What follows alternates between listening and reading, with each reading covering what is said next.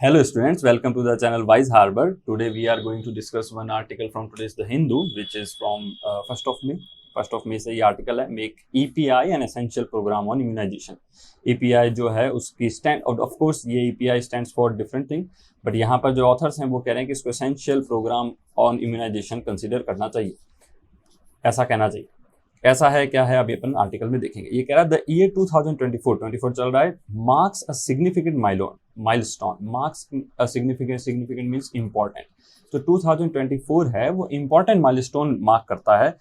Milestone means मील का पत्थर साबित होता है 2024, मतलब अपन ने कुछ ऐसा किया था कि अब जो 2024 जो है ये एक मील का पत्थर है कि यहाँ एक अपन ऐसे पत्थर लगा देते हैं कि वाह हमने कुछ अचीव किया है बहुत टाइम से कुछ करके। फॉर इम्यूनाइजेशन प्रोग्राम्स, वो किससे रिलेटेड है? Immunization programmes. इम्यूनाइजेशन प्रोग्राम्स वो प्रोग्राम होते हैं जिसमें आप पब्लिक को वैक्सीनेट करते हो एंड देन वो इम्यूनिटी डेवलप करते हैं किसी वायरस को लेके, जैसे कोविड में हुआ था। तो ये कुछ पास्ट में कुछ बात कर रहा है, बोथ ग्लोबली एंड इंडिया। तो 2024 जो है वो सिग्निफिकेंट माइलस्टोन हुआ है फॉर इम्यूनाइजेशन प्रोग्राम्स के लिए, मार्क करता है। वो किसके लिए? Globally and India. सिर्फ इंडिया ही नहीं, ग्लोबली जो है वो भी एक्सेप्ट किया जा रहा है कि बहुत जो है वो बहुत अच्छे से इन्होंने काम किया है। देन इट कमेमोरेट्स, इट किसके लिए आ रहा है? 2024 के लिए आ रहा है। ये जो ईयर है 2024 ये कमेमोरेट करता है, ये रिमाइंड कराता है, याद दिलाता है, याद कर रहे हैं अपन, मेमोरी से बना है कमेमोरेट। वोकैब अपन एंड में जरूर देखेंगे।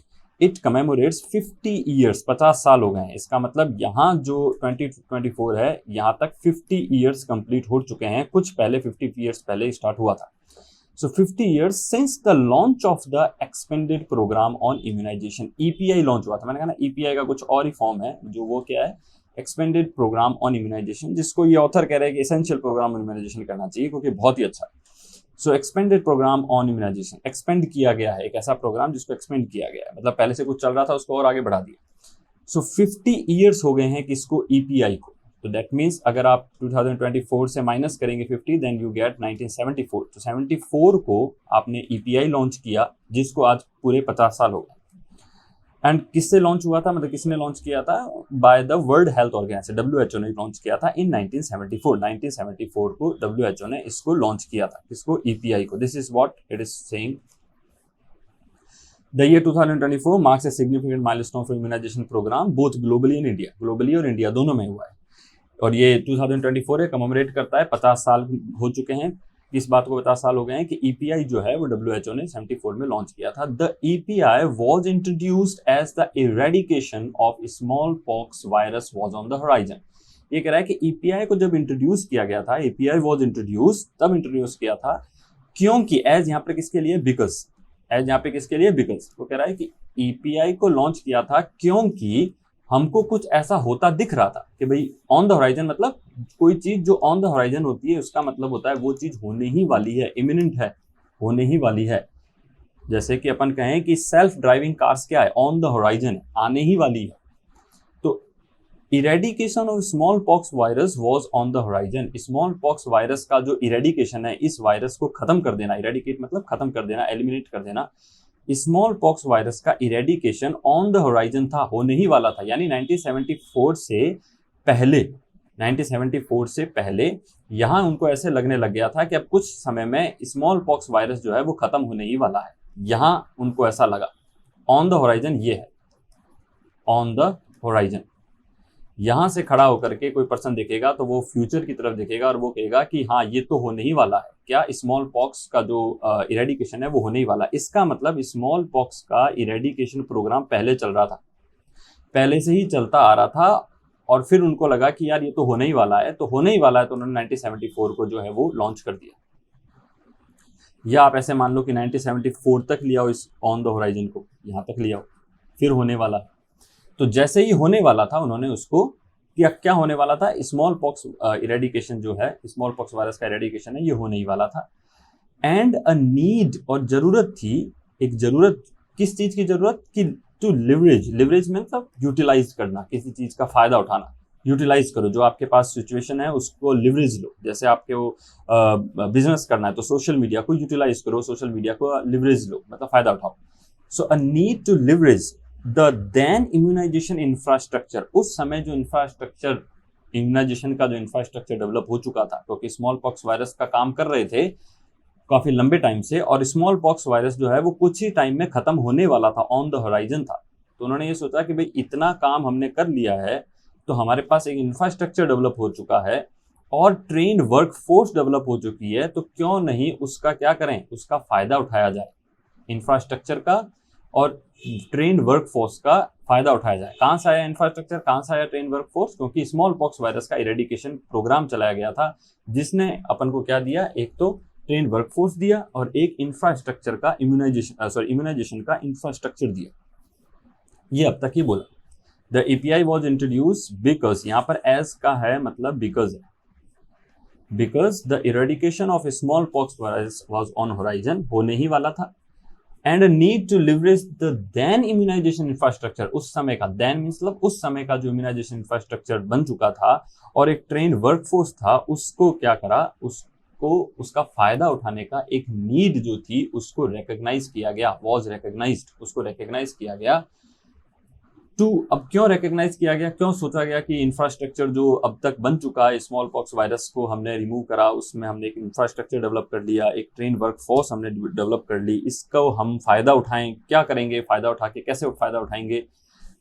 To expand the benefit of available vaccine, उस समय जो वैक्सीन पहले से अवेलेबल थी उनका भी लोगों तक पहुंच बढ़ाई जाए। बेनिफिट क्या हो सकता है कि उनका लोगों तक पहुंच बढ़ाई जाए। और पहुंच कैसे बढ़ाएंगे, हमको लोग चाहिएंगे जो ये जानते हो कि कैसे लोगों को मनाया जाता है किसी वायरस के खिलाफ अपनी इम्यूनिटी को डेवलप करने के लिए।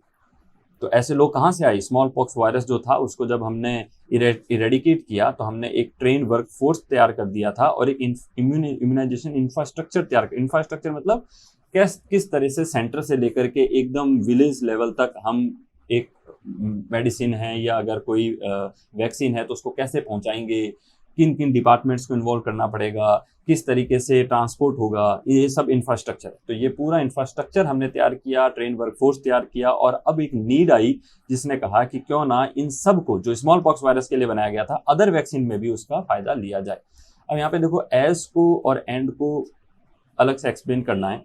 इसमें यह है कि जो एज है वो यहाँ पे बिकॉज का सेंस दे रहा है और कंजंक्शन है, और जो एंड है ये भी कंजंक्शन है, और ये जो एंड है ये भी कंजंक्शन है। और अगर आप नोटिस करेंगे तो आपको पता लगेगा कि ये ईपीआई से अगर अपन सेंटेंस स्टार्ट करें तो फुल स्टॉप लास्ट में यहाँ आ रहा है, वैक्सीन्स तक, बीच में कहीं फुल स्टॉप नहीं। That means EPI was introduced as the eradication of smallpox virus was on the horizon and a need to leverage the then immunization infrastructure and the trained workforce were recognized to expand the benefit of available vaccine। यहाँ पर जाके full stop आया है, complete sentence है एक जिसमें conjunction है, दो जो सेंटेंस को जोड़ रहे हैं और एक कंजंक्शन है जो कि सेंटेंस नहीं जोड़ रहा है। क्या जोड़ रहा है देखते हैं। द सेंटेंस कैसे पता चलता है? जब आपको एक ऐसी वर्ब मिल जाए जो टेंस के बारे में बता रही है। तो वॉज बता रहा है, the EPI was introduce, sentence first है। The eradication of smallpox virus was on the horizon, sentence second है। And a need to leverage the then immunisation infrastructure and the train workforce was recognised, sentence third है। तो was से अपन को पता चलता है past tense है, तो वॉज यहाँ पर आया एक सेंटेंस, वॉज यहाँ आया सेकंड सेंटेंस, वॉज यहाँ आया थर्ड सेंटेंस। तीन सेंटेंसेस हैं जिसमें एक एज जो है कंजंक्शन EPI को और सेकंड वॉज को जोड़ रहा है, और ये जो एंड है फर्स्ट एंड जो है वो किसको जोड़ रहा है? इस वॉज को और इससे पहले वाले वॉज को, दो सेंटेंसेस को। ग्रामर में इसको अपन डिटेल में पढ़ते हैं। यहाँ पर जिनको पता है उनके लिए बहुत अच्छा है, जिनको नहीं पता वो इतना ध्यान रखिए कि जब आपको कंजंक्शन मिले तो वो या तो सेंटेंसेस जोड़ेगा, जैसे द EPI वॉज इंट्रोड्यूस एक सेंटेंस है जिसको eradication of smallpox virus was on the horizon जोड़ रहा है, सेकंड सेंटेंस जो आपका है उसको ये एंड जोड़ रहा है, एंड द लास्ट ये जो थर्ड एंड है ये क्या कर रहा है? ये जोड़ रहा है द देन इम्यूनाइजेशन इंफ्रास्ट्रक्चर को जोड़ रहा है अ ट्रेन वर्कफोर्स से, क्योंकि लिवरेज वर्ब है, वर्ब अपना ऑब्जेक्ट रखती है। यहाँ इस बार ऑब्जेक्ट कितने हैं? वर्ब के दो हैं। लिवरेज वर्ब है, उसके दो ऑब्जेक्ट हैं। ऑब्जेक्ट फर्स्ट जो है वो है ट्रेन वर्कफोर्स, और ऑब्जेक्ट सेकंड है जिसको एंड से जोड़ा गया है वो क्या है? सॉरी, फर्स्ट है इम्यूनाइजेशन इंफ्रास्ट्रक्चर।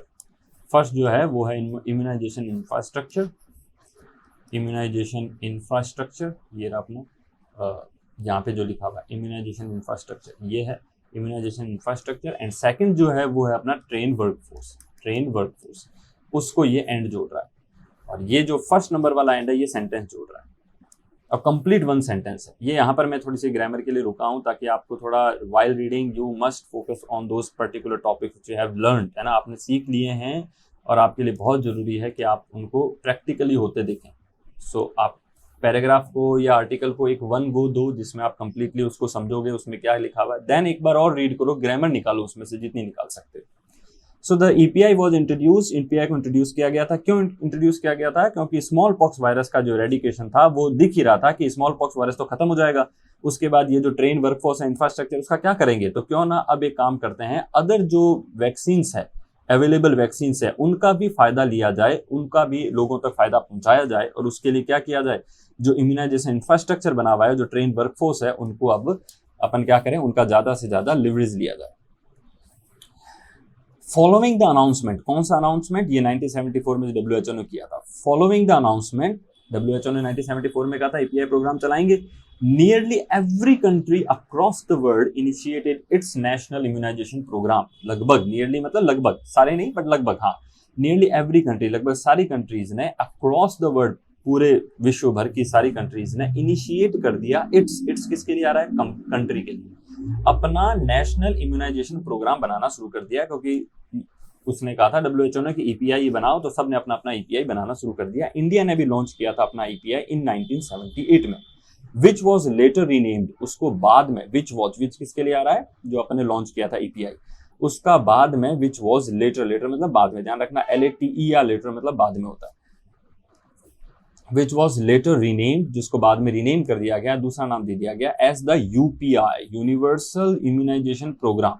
तो अपन ने इसको नाम बदल दिया, और अब जो कि अपन करते आ रहे हैं यूपीआई कर दिया। 1978 से अपन ने 1985 में उसका नाम चेंज कर दिया। लॉन्च कब किया? 78, नाम कब चेंज हुआ? 1985 दिया। This year is also 2 decades, मतलब इंडिया में ये जो साल है ये एक चीज के लिए और जरूरी है, वो क्या है कि 20 साल हो चुके हैं, 20 ईयर्स हो चुके हैं, क्योंकि यहाँ पे कह रहा है कि 2 डेकेड्स मीन्स 1 डेकेड शताब्दी का होता है, 10 साल का होता है, 2 डेकेड 20 साल हो गए हैं since the country conducted the nation wide independent field evaluation of the UIP, कि इंडिया ने 20 साल पहले अपना क्या किया था, एक नेशन वाइड, पूरे भारत भर में इंडिपेंडेंट फील्ड इवेल्युएशन किया था। फील्ड में जाके इवेल्युएशन किया था, किसका इवेल्युएशन किया था? यूआईपी का, कि कितने हमने जो है वो इम्यूनाइज कर दिए लोग, उसका हमने 20 साल पहले किया था। इन कोलैबोरेशन विद इंटरनेशनल एक्सपर्ट्स, किसके साथ में किया था? इंटरनेशनल एक्सपर्ट्स के साथ में किया था। कोलैबोरेशन विद मतलब होता है, इन कोलैबोरेशन विद मतलब किसके साथ? अब आपके क्लोज टेस्ट में इस टाइप के फ्रेजेस आती है। सेम ऐसे ही एक पैसेज लिखा हुआ होगा, उसमें यहाँ पे वो इन को क्या करेगा? ब्लैंक स्पेस कर देगा, नीचे 4 ऑप्शन होंगे, बताओ क्या आएगा? इन आएगा, विद आएगा, ऑन आएगा, एट आएगा। या फिर वो क्या करेगा कि इन कोलैबोरेशन विद में ये विद को हटा देगा, इन कोलैबोरेशन के बाद 4 ऑप्शन दे देगा, और कहेगा इन कोलैबोरेशन के बाद जो विद जो ब्लैंक स्पेस है यहाँ पर बताओ कौन सा प्रेपोजिशन आएगा। सो कुछ सर्टेन प्रेपोजिशन फ्रेजेस होती है जो आपको न्यूज़पेपर में रीड करते समय ध्यान रखनी चाहिए, जैसे इन कोलैबोरेशन विद, इसको पूरे को अंडरलाइन करके लिख लो, ये ऐसे ही रहता है, इन कोलैबोरेशन विद। किसी के साथ आप कोलैबोरेट करते हो, किसी के साथ आप कोई काम करते हो तो कोलैबोरेट करते हो तो इन कोलैबोरेशन विद।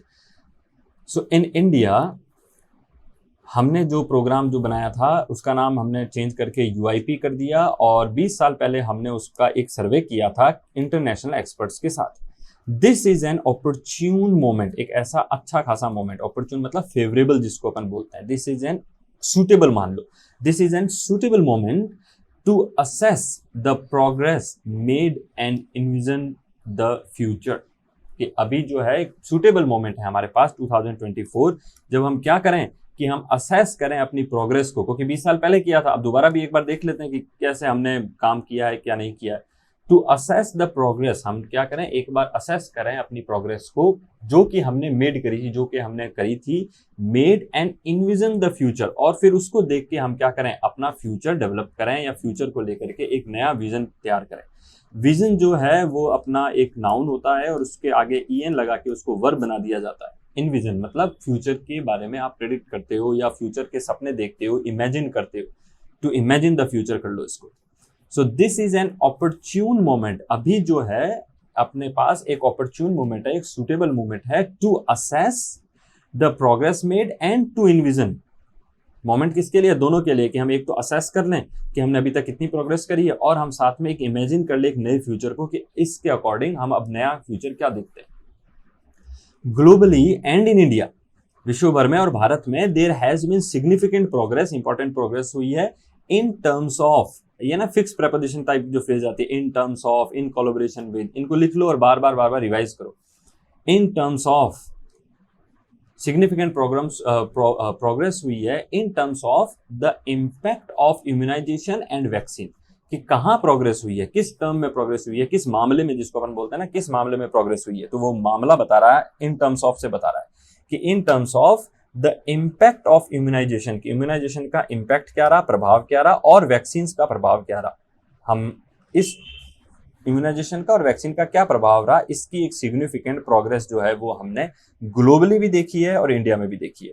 While in 1974, 1974 में देयर वर वैक्सीन्स, वहां पर वैक्सीन थी 1974 में, टू प्रिवेंट 6 डिजीजेस, 6 डिजीजेस को रोकने के लिए, प्रिवेंट मतलब रोकना। 5 डेकेड्स लेटर, 50 साल बाद, डेकेड मीन्स 10 ईयर्स होता है, तो 50 साल बाद, 1974 में आप 50 जोड़ेंगे, देन 2024 आएगा, यानी कि अब ये 2024 की बात कर रहा है। 5 decades later there are vaccines against 13 diseases, अब क्या है, सिर्फ 13 डिजीजेस के लिए ही वैक्सीन है, विच आर यूनिवर्सली रिकमेंडेड, जो कि यूनिवर्सली रिकमेंडेड की जाती है। तो पहले हमारे पास कितनी थी, सिर्फ 6 डिजीजेस के लिए थी, लेकिन अब कितनी है, अब 13 डिजीजेस के लिए है, हमने नंबर बढ़ा दिया है। अब आपके एग्जाम में जो पैसेज बेस्ड क्वेश्चन आते हैं ना, उसमें इसी टाइप के क्वेश्चन बनते हैं कि 1974 में 3 वैक्सीन थी, ये तो साफ साफ इंफॉर्मेशन बोल दी, लेकिन 5 डेकेड्स लेटर, 50 साल बाद अब हमारे पास 13 है, तो 50 साल बाद यानी 2024 है। अब ये क्वेश्चन, क्योंकि इसने यहाँ पे एक्सप्लिसिटली नहीं बोला है, साफ साफ शब्दों में नहीं बोला है कि 2024 में कितनी वैक्सीन है, कि 13 है, नहीं, उसने कहा 5 डेकेड्स लेटर। अब वो क्वेश्चन ये पूछेगा आपसे कि बताओ 2024 में कितनी वैक्सीन है अकॉर्डिंग टू द पैसेज। तो आपको ये पता होना चाहिए कि यहाँ पे 5 डेकेड्स लेटर जो है वो 50 साल होते हैं, 50 साल 2074 में ऐड करेंगे, 2024 आएगा, 2024 में हमारे पास कितनी है, 13। डायरेक्ट क्वेश्चन नहीं पूछता, अगर उसको टफ बनाना होता है तो इस टाइप के फैक्चुअली टफ ऐसे ही बनाए जाते हैं कि फैक्ट में कैसे आप सामने वाले को या जो भी स्टूडेंट्स हैं उनको आप मजबूर करो कि वो थोड़ा रीड करें, मैथ लगाएं। So while in 1974 there were vaccines to prevent 6 diseases, 6 disease को प्रिवेंट करने के लिए वैक्सीन्स थी। 5 डेकेड्स लेटर, 50 साल बाद, there are vaccines, there are कर रहा है, देखो देयर आर कर रहा है, पहले बोला there were vaccines, there were मतलब पास्ट में, क्यों, क्योंकि पास्ट में 1974 थी, लेकिन जब 50 ऐड करोगे तो 2024 आएगा, 2024 तो प्रेजेंट है, तो अब क्या कर दिया इसने, are. So there are vaccines against 13 diseases, अब 13 डिजीज को लेकर विच आर यूनिवर्सली रिकमेंडेड, और सब यूनिवर्सली उसको रेकमेंड किया गया, उन डिजीजेस को यूनिवर्सली रेकमेंड किया गया, विश्व भर के अंदर उसको रेकमेंड कर रहे हैं कि हाँ भाई ये लेनी चाहिए। And vaccines against 17 additional diseases are recommended for a context specific situation. 17 और बनाई गई है, 13 तो कर ही दी गई है, 17 और एडिशनल डिजीजेस के लिए वैक्सीन जो है वो भी रेकमेंडेड कर दी गई है, लेकिन वो क्या है, कॉन्टेक्स्ट स्पेसिफिक सिचुएशन है, हर किसी को नहीं देनी है, किसी के पर्टिकुलर कोई सिचुएशन में कोई कॉन्टेक्स्ट बनता है कि हाँ उसको ये बीमारी हो गई या इस जियोग्राफिकल लोकेशन में वो रहता है तो ही उसको देनी है, हर किसी को नहीं देनी है। तो अगेन आपसे क्वेश्चन पूछा जा सकता है कि कितनी जो है वो यूनिवर्सली रेकमेंडेड है, तो 13 है, और कितनी है जो कॉन्टेक्स्ट स्पेसिफिक सिचुएशन पे है, तो वो 17 है। हर किसी को दे दो वो तो 13 है, आंख बंद करके दे दो वाली, लेकिन 17 वो है जो कॉन्टेक्स्ट स्पेसिफिक सिचुएशन है। आप बच्चे को तब तक नहीं दोगे जब तक वो पर्टिकुलर कॉन्टेक्स्ट में नहीं रह रहा हो। कॉन्टेक्स्ट कैसा हो सकता है, कॉन्टेक्स्ट कोई पुरानी बीमारी से रिलेटेड हो सकता है, जो हेरिडिटरी हो, कॉन्टेक्स्ट हो सकता है जिसके अंदर उस पर्सन का पर्टिकुलर ज्योग्राफिकल लोकेशन हो, कोई भी कॉन्टेक्स्ट होगा तो ही वो 17 देनी, अदर नहीं देनी, ठीक है। There is a research in progress, अभी भी प्रोग्रेस में जो रिसर्च है वो अभी भी प्रोग्रेस में चल रही है, अभी वो कंप्लीट नहीं हुई है। किस टाइप की research, to develop vaccines against nearly 125 pathogens. Pathogens होते हैं जो बीमारी पैदा करने वाले कारक बनते हैं, बैक्टीरिया, वायरस, वो सारे पैथोजेंस कहलाते हैं।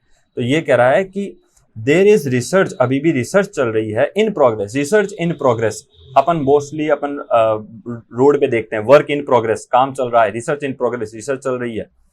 टू डेवलप, डेवलप करने के लिए, क्या डेवलप करना है, वैक्सीन्स को डेवलप करने के लिए रिसर्च अभी भी चल रही है। और वो वैक्सीन किसके लिए, अगेंस्ट नियरली 125 पैथोजेंस, कम से कम 125 ऐसे बीमारी के कारक हैं, उनके खिलाफ जो है वो रिसर्च अभी चल रही है। Many would prevent diseases, many किसके लिए आ रहा है, ये 125 जो चल रही है ना, इनके खिलाफ जो वैक्सीन चल रही है, इन वैक्सीन के लिए आ रहा है कि ये वैक्सीन जो है उनमें से काफी वैक्सीन जो है मैनी वुड प्रिवेंट, काफी वैक्सीन रोक देगी उन डिजीजेस को prevalent in low and middle income countries, कि उन डिजीजेस को रोक देगी जो डिजीजेस प्रिवेलेंट है, प्रिवेलेंट मतलब फैली हुई है, हर जगह फैली हुई है। तो वो फैली हुई है, कहाँ फैली हुई है, low and middle income countries, African हो गया, एशिया की काफी कंट्रीज हो गई, ऑफ कोर्स इंडिया भी उसमें आता है, मानना तो पड़ेगा। तो इंडिया हो गया, अफ्रीकन कंट्रीज हो गई, लैटिन अमेरिका की काफी कंट्रीज हो गई, वहां पर लो एंड मिडिल इनकम कंट्रीज जो है वहां पर कुछ डिजीजेस फैली हुई है, उन डिजीजेस को रोकने के लिए अभी जो रिसर्च चल रही है इन 125 पैथोजेंस की, उनमें से काफी काम करेगी, काफी जो है वो हेल्प करेगी। अब देखो आपके एग्जाम में अगर इस टाइप का एक पैसेज आए, हाँ छोटा सा, उसमें there is research in progress to develop vaccine, और यहाँ पर उसने ब्लैंक स्पेस दे दिया। अब बताओ क्या आएगा, फॉर आएगा, अगेंस्ट आएगा, तो अगेंस्ट आएगा क्योंकि वैक्सीन उसके खिलाफ लड़ेगी, फील करो अगेंस्ट आएगा। और ये फील आएगा जब आप रीड करोगे और आप एक एक सेंटेंस के एक एक वर्ड पर, कंप्लीट फ्रेजेस पर, इन प्रोग्रेस, वैक्सीन, अगेंस्ट आ रहा है, फील लाओ इसको लेके, इस पर काम करोगे। काफ़ी आर्टिकल मैं इस तरह से रीड करूंगा, धीरे धीरे आपको आदत पड़ जाएगी, और एक बार आदत पड़ गई उसके बाद तो बस फिर आप फ्री हो, फिर आप खुद से कर सकते हो। अ सक्सेस स्टोरी, अब कोई सक्सेस स्टोरी पर ये बात करने वाला है। द चिल्ड्रन, अब तक इसने जो बात करी उसने ये कही है कि 1974 के अंदर हमने ईपीआई लॉन्च किया था, हमने मतलब पूरे वर्ल्ड वाइड लॉन्च किया गया था, और सबने साथ साथ में नियरली एवरी कंट्री उन सब ने किया, हमने भी लॉन्च कर दिया। जब उन्होंने लॉन्च किया तो हमने भी लॉन्च किया, लेकिन हमने 74 में नहीं किया, हमने कब किया, हमने 85 में किया, है ना, हमने 78 में किया, 78 में किया, फिर हमने उसका नाम चेंज करके 85 में उसका नाम चेंज कर दिया, और हमने एक सर्वे भी करवाया था, और उसको अभी तक 20 साल हो चुके हैं, और अब जो है वो हम ये चाहते हैं कि भाई एक बार और सर्वे क्यों नहीं कर लिया जाए। फिर आता है सक्सेस स्टोरी बता रहा है। अब ये सक्सेस स्टोरी किसकी बता रहा है, ये कह रहा है द चिल्ड्रन, बच्चे with 3 doses of DPT, DPT के 3 डोजेज जिन बच्चों के लगे थे, अपने भी बच्चे जो जब छोटे थे तब अपने भी डीपीटी के डोजेज लगे थे। 3 डोजेज क्यों लगते हैं, 3 डोजेज किसके, एक तो डी के, एक पी के, एक टी के। तो डी हो जाता है डिप्थीरिया का एक टीका लगता है, एक पेटिसिस का टीका लगता है, और एक टेटनस का टीका लगता है। डिप्थीरिया अपना ब्रीदिंग हार्ट फेलियर हो जाता है, डिफिकल्टी ब्रीदिंग होती है, या फिर पैरालिसिस, इन सब में रोकता है। और जो पेटिसिस है ये अपने को काली खांसी जिसको बोलते हैं, whooping कफ, उसके लिए है। और टेटनस आपको पता है, टेटनस का अपना टीका लगता है, नहीं तो अगर अपने नेक में, जॉ में स्टिफनेस आ जाती है, अकड़न जकड़न हो जाती है, तो उन सब से बचाने के लिए अपन को डीपीटी का 3 टीके अपने लगते हैं, और 3 अपने लगे हुए हैं सबको, वो 3 डॉट तो आपको दिख ही जाएंगे। So the children with 3 doses of DPT, a tracer indicator of coverage, ये 3 डोजेज जो है वो एक ट्रेसर इंडिकेटर है कवरेज का, has been rising over these years, ये जो has been rising over these years, बढ़ रहे हैं। इसमें कमाल की बात ये देखो कि इसने हैज लगा दिया चिल्ड्रन के साथ, जबकि चिल्ड्रन तो प्लूरल उसके साथ तो नहीं लग सकता, लेकिन ये यहाँ पर उसकी बजाय ट्रेसर पर चला गया, चिल्ड्रन की बात करी और फिर ट्रेसर पे चला गया, उसको परसेंटेज पे रख दिया उसने। तो हाँ होता है, बट एग्जाम में इस टाइप का आता है तो अपन को हैव करना है, लेकिन हाँ ऐसा भी कर सकते हैं, लेकिन अपन को अभी ये मानना है कि एग्जाम में ऐसा आए तो अपन को चिल्ड्रन को देख के हैव करना है। ठीक है, उसने परसेंटेज रख दिया, लेकिन एग्जाम में ऐसा आएगा नहीं, और आए तो एरर है। इन द अर्ली 1970s का जो शुरू हुआ था, 1970s का शुरू मतलब 70, 71, 72, 73, in the early 1970s around 5% of children, 5% जो बच्चे थे in low and middle income countries, Africa, वही सब, उनमें जो 5% बच्चे थे had received 3 doses of DPT, DPT की 3 डोजेज जो है वो मिली, विच इंक्रीज टू 84%, जो 5% जो मिली थी, जो 1970s में जो 5% बच्चों को डीपीटी की डोजेस मिली थी, वो 5% अब 84% हो रहा है इन 2022 एट द ग्लोबल लेवल के अंदर। वो 5% बच्चे जो 1970 में थे और वो 84 हो गए। आपको वाइल रीडिंग ये जरूर ध्यान रखना है कि ये अभी भी ग्लोबल पर ज्यादा फोकस्ड है, इंडिया पर कम फोकस्ड है। कुछ कुछ इंडिया की बात करेगा बट ग्लोबल पर ज्यादा फोकस है। बार बार जो एग्जांपल ग्लोबली ज्यादा आ रहा है, और ग्लोबल आ रहा है तो इंडिया तो आ ही गया, बट स्पेसिफिकली इंडिया पर अभी तक बात नहीं करी। इसने कहा 1970 जो था वो 5% चिल्ड्रन जो थे लो एंड मिडिल इनकम कंट्रीज के, उन्होंने रिसीव किया था डीपीटी, विच इंक्रीज्ड, विच क्या मतलब ये जो परसेंटेज है ये अब बढ़ गया है, विच इंक्रीज टू 84%, ये 5% अब 84% हो गया है। कब पता चला? इन 2022 में, at the global level, global level के अंदर ये कम हो गया है, सॉरी बढ़ गया। Smallpox has been eradicated, बताया था ना स्मॉल पॉक्स क्या था, ऑन द होराइजन था, वो तो खत्म होने ही वाला था, और अब इसने कहा वो तो खत्म हो गया। पोलियो एलिमिनेटेड, पोलियो जो है उसको एलिमिनेट कर दिया गया, वो एलिमिनेटेड हो गया। एलिमिनेट करना, इरेडिकेट करना एक ही बात है, दोनों लगभग एक ही बात है, डिफरेंस है, लेकिन अपन को अभी डिफरेंस में नहीं जाना, अभी एक बार पैराग्राफ पे रहना है। पोलियो एलिमिनेट हो गया है from all but 2 countries, eradicate एकदम ही खत्म हो जाता है तो, बट एलिमिनेट हुआ है, लेकिन all but 2 countries, all but 2 का मतलब होता है कि सारी कंट्रीज में हो गया लेकिन 2 में नहीं हुआ। बट का मतलब नेगेटिव आ जाता है, जैसे मैं कहूं कि everybody but Trishant, that's my name, that means सारे हैं लेकिन त्रिशांत नहीं है। और अगर कह दें नोबडी बट त्रिशांत, इसका मतलब कोई भी नहीं है, नोबडी मतलब नेगेटिव, कोई भी नहीं है, तो फिर बट के बाद पॉजिटिव आ जाएगा, त्रिशांत है। और एवरीबडी मतलब सारे हैं पॉजिटिव, बट त्रिशांत मतलब फिर त्रिशांत नहीं है, नेगेटिव हो जाएगा। तो बट का ये है, बट से पहले अगर पॉजिटिव है तो बाद में नेगेटिव, बट से पहले नेगेटिव है तो बाद में पॉजिटिव। तो ये यहाँ पे ये कह रहा है कि ऑल बट 2 मतलब सारों को मिला लेकिन 2 को नहीं मिला। 2 को क्या नहीं मिला? कि 2 में पोलियो अभी तक एलिमिनेट नहीं हुआ है।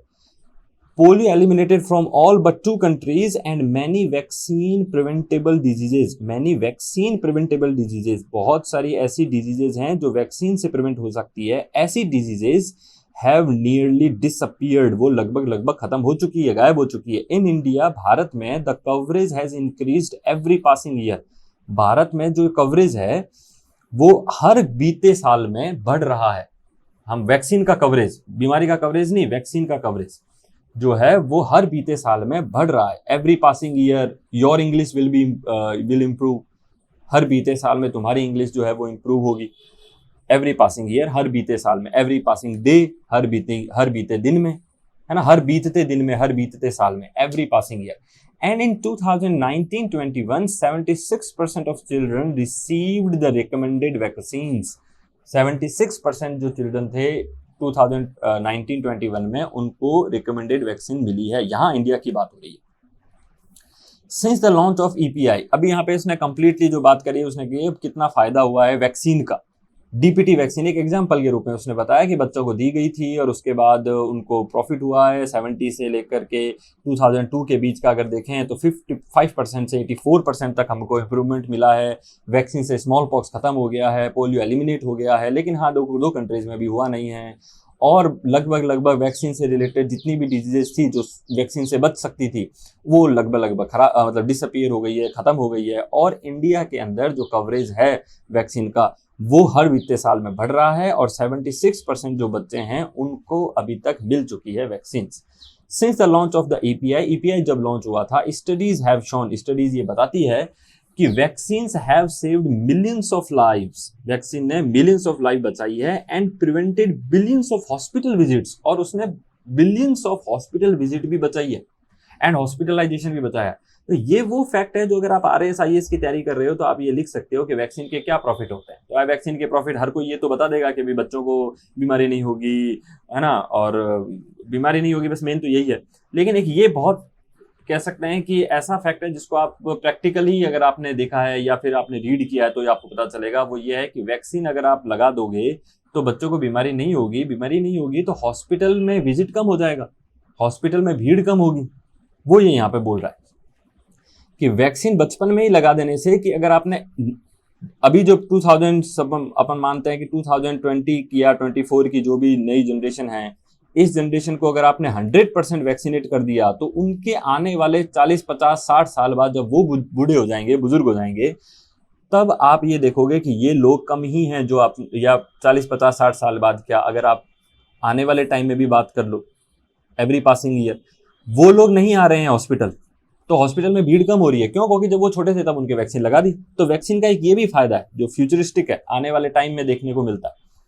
तो ये एक अच्छा पॉइंट है जो अगर आप प्रिपरेशन कर रहे हैं RSIS की, तो आप लिख के रख सकते हैं कि वैक्सीन के प्रॉफिट में ये भी एक प्रॉफिट है कि आने वाले टाइम में हॉस्पिटल विजिट कम हो जाती है, हॉस्पिटलाइजेशन कम हो जाता है, तो बेड की जो समस्या आती है वो भी, बेड की समस्या वो भी खत्म हो जाती है। SSC औरों के लिए तो बस आप रीडिंग पे फोकस रखें, क्योंकि उसमें तो इतना है नहीं, ऐसा कुछ क्वेश्चन आएगा नहीं, इस टू द पॉइंट आएगा, टू द पॉइंट अपन यहाँ पे पढ़ रहे हैं। कुछ है जैसे छोटा मोटा वो मैं बता दूंगा। Economic analysis have estimated, economic analysis की गई थी, उन्होंने क्या एस्टिमेट किया है, that vaccines are highly cost effective, vaccine जो है वो बहुत कॉस्ट इफेक्टिव इंटरवेंशन है। इंटरवेंशन मतलब बीच में मध्यस्थता कर रहे हैं, तो अपन कहते हैं ना यार गवर्नमेंट बीच में आती है तो हमें को नुकसान होता है, लेकिन यहाँ आ रही है तो वो तो कॉस्ट इफेक्टिव है, बहुत फायदा हो रहा है। विद एवरी सिंगल डॉलर और रुपी, हर एक डॉलर जो आप लगाते हो या हर एक रुपी जो आप लगाते हो, गवर्नमेंट को कहा जा रहा है कि हर जो रुपया, हर जो डॉलर आप लगा रहे हो वो कॉस्ट इफेक्टिव है, उससे इतना ज्यादा प्रॉफिट आ रहा है जितना आप अदर कहीं वो लगाते तो उतना नहीं आता, इन्वेस्ट करते तो उतना नहीं आता। Every single dollar, every single rupee of expenditure on vaccination programmes ensuring a 7 to 11 fold return. मतलब आपने 100 रुपए मार्केट में लगाए, उससे आपको उतना प्रॉफिट नहीं होगा जितना आप 100 रुपए वैक्सीनेशन पे लगा दोगे, तो आपको जो रिटर्न आएगा वो इस रिटर्न से कम 7 से 11 गुना ज्यादा आएगा। कि आपका वर्कफोर्स तैयार होगा, वो वर्कफोर्स आगे आपको काम करके देगा, वो काम करके देगा तो आपको टैक्स मिलेगा, इनकम टैक्स गवर्नमेंट को मिलेगा, तो वो 7 to 11 फोल्ड ज्यादा हो गया ना। इससे बढ़िया आप कहीं और लगाते, आप वैक्सीनेशन में बताओ अपनी जनता को जो है वो डिजीजेस से फ्री रखो, वो फ्री रहेगी तो वो कहीं और काम करेगी, कोई और काम करेगी तो वो जनरेट करेगी मनी, वो मनी जो जनरेट करेगी उससे आपको टैक्स मिलेगा, टैक्स मिलेगा तो आपको 7 to 11 फोल्ड रिटर्न मिलेगा। ये कॉस्ट इफेक्टिव है, बहुत बड़ी बात बोली है यहाँ पे, ये बहुत अच्छा पैसेज है। In nearly all low and middle income, जितने भी लो एंड मिडिल इनकम जो कंट्रीज हैं, इंक्लूडिंग इंडिया, देखो यहाँ पर तो ये खुद भी बोलेगा, in nearly all low and middle income countries, लगभग सारे low and middle income countries including India को भी ले लो, तो the immunisation programme remains a success. क्या रहा है वो? सक्सेस रहा है। Remains a success among all government initiative, जितने भी गवर्नमेंट इनिशिएटिव्स हैं उसमें इम्यूनाइजेशन प्रोग्राम जो है वो सक्सेसफुल रहा है। सो गवर्नमेंट ने सब्सिडी दी है, गवर्नमेंट ने आटा दिया, चावल दिया, लेकिन जो गवर्नमेंट ने इम्यूनाइजेशन किया वो सबसे ज्यादा सक्सेसफुल रहा है। और ये ना सिर्फ इंडिया की बात कर रहा है बल्कि सबकी बात कर रहा है, low and middle income countries सबकी बात कर रहा है, सारी कंट्रीज में इनिशिएटिव जो है वो सक्सेसफुल रहा है। Nearly always with far greater coverage than any other health programme. Government का कोई भी अदर हेल्थ प्रोग्राम है वो जितना कवर करता है ना पॉपुलेशन को, उससे ज्यादा वैक्सीनेशन वाला प्रोग्राम जो है वो कवर कर रहा है। तो गवर्नमेंट अदर हेल्थ प्रोग्राम में समझ लो सैनिटाइजर दे, वो इतना कवर नहीं कर पा रहा है, और मेडिसिन दे रही है वो इतना कवर नहीं कर पा रहा है, लेकिन वैक्सीनेशन कर रहा है। मोर ओवर, फर्दर मोर, ज्यादा और आगे बताना होता है ना तो अपन मोर ओवर का यूज करते हैं कि इतना तो और तो और ये और लो, तो मोर ओवर और in mixed health programs, health system with both the public and private sector delivering services, immunization often remains the only health intervention with great utilization। देखो ये क्या कह रहा है कि moreover, furthermore, in mixed health program, health system, mixed health system का मतलब क्या है? मिक्स हो गए, कौन दो जने मिक्स हो सकते हैं? एक गवर्नमेंट आ गई तो दूसरी तरफ प्राइवेट आएगा, यही मिक्स हुए। तो इन दोनों का जो मिक्स हुआ है, मिक्स्ड हेल्थ सिस्टम जो बना है with both the public and private sector delivering services, दोनों पब्लिक और प्राइवेट सेक्टर जो है वो दोनों ही सर्विसेज दे रहे हैं। तो ऐसा नहीं है कि गवर्नमेंट ही वैक्सीन दे रही है, प्राइवेट हॉस्पिटल या प्राइवेट जो है वो भी दे रहे हैं वैक्सीन, वो अपने चार्ज लेते हैं, गवर्नमेंट फ्री में कर देती है। बट दोनों को अगर एक बार मान लें कि साथ में है, तो in mixed health systems with both the public and private sector delivering services, immunization often remains the only health intervention. एक इम्यूनाइजेशन मतलब लोगों को वैक्सीन देना, वैक्सीनेट करना, यही इम्यूनाइजेशन है। Immunization often remains the only health intervention, सिर्फ यही एक ऐसा हेल्थ इंटरवेंशन है जिसका ग्रेटर यूटिलाइजेशन हुआ है, greater utilization from the government sector, from the government sector. भाई प्राइवेट तो अपना ही कर लेगा, लेकिन गवर्नमेंट सेक्टर का जो है वो सबसे ज्यादा रहा है। फॉर इंस्टेंस, एक एग्जाम्पल में, इन इंडिया, भारत में, the share of the private sector in overall health services is nearly 2/3। ये कह रहा है कि भारत के अंदर जो प्राइवेट सेक्टर का जो शेयर है ओवरऑल हेल्थ सर्विस के अंदर, ओवरऑल हेल्थ सर्विस के अंदर एक वैक्सीन से लेकर के एक ऑपरेशन करवाने तक ओवरऑल हेल्थ सर्विस के अंदर जो प्राइवेट का जो शेयर है वो लगभग 2/3 है। अगर आप 2/3 को वैसे परसेंटेज में देखेंगे तो आपको क्या मिलेगा, 3 और मल्टीप्लाई 2 66%। देखो कितना ज्यादा है, 50% से ज्यादा बता रहा है ये कह रहा है कि इंडिया जो है उसके अंदर प्राइवेट सेक्टर का जो शेयर है ओवरऑल हेल्थ सर्विस के अंदर वो 66% है, मतलब 50 से भी अबव। तो गवर्नमेंट का तो कम है इसका मतलब। लेकिन however nearly 85 to 90% of all vaccines are delivered for government from government facilities. ये कह रहा है कि ओवरऑल हेल्थ के अंदर तो प्राइवेट 66% है, लेकिन जहां वैक्सीनेशन की बात आती है वहां गवर्नमेंट 85 to 90% है, और वो जो है वो 10 to 15% ही रह गए प्राइवेट वाले। कि वैक्सीनेशन तो गवर्नमेंट बहुत ज्यादा अच्छे से कर रही है, वैक्सीनेशन के अंदर प्राइवेट 10 to 15% ही है। ओवरऑल हेल्थ के अंदर वो 66% होगा, लेकिन जहां जहां लोगों को घर घर ढाणी ढाणी जाके वैक्सीनेशन करने का काम है वो गवर्नमेंट बहुत अच्छे से कर रही है, 85 to 90% है। एक्सपर्ट्स ऑफ्टन आर्ग्यू, एक्सपर्ट जो है वो आर्ग्यू मतलब झगड़ा नहीं है, रीजन देते हैं, ये वोकैब करेंगे। ऑफ्टन आर्ग्यू रीजन देते हैं that the immunization coverage is a tracer indicator, कि इम्यूनाइजेशन का जो कवरेज है ना वो ट्रेसर इंडिकेटर है। ट्रेसर इंडिकेटर है मतलब इसको आप ट्रेस कर सकते हो, इसको आप नजर में रख सकते हो। Tracer indicator of the possible highest coverage any government intervention can achieve in a given setting.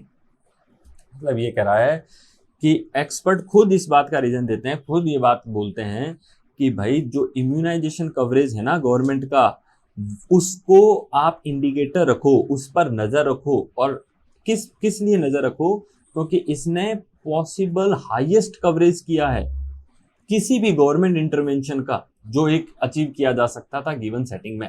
मतलब इसको, इस लाइन को समझने से पहले ये समझो कि गवर्नमेंट बोलती है, अगर गवर्नमेंट बोलती है कि भाई हम जो है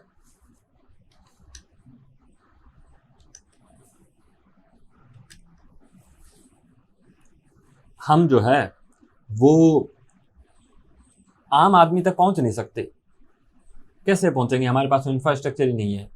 तो आपको कि भाई आप सबको हर एक घर घर जाकर के सर्वे करो, किसको क्या प्रॉब्लम है पता करो, तो कैसे पता करेंगे, हमारे पास तो है नहीं, इतना इंफ्रास्ट्रक्चर ही नहीं है, घर घर थोड़ी पहुंच सकते हैं हम, ये थोड़ी पॉसिबल है, 1 अरब लोग रहते हैं, कैसे पहुंचेंगे।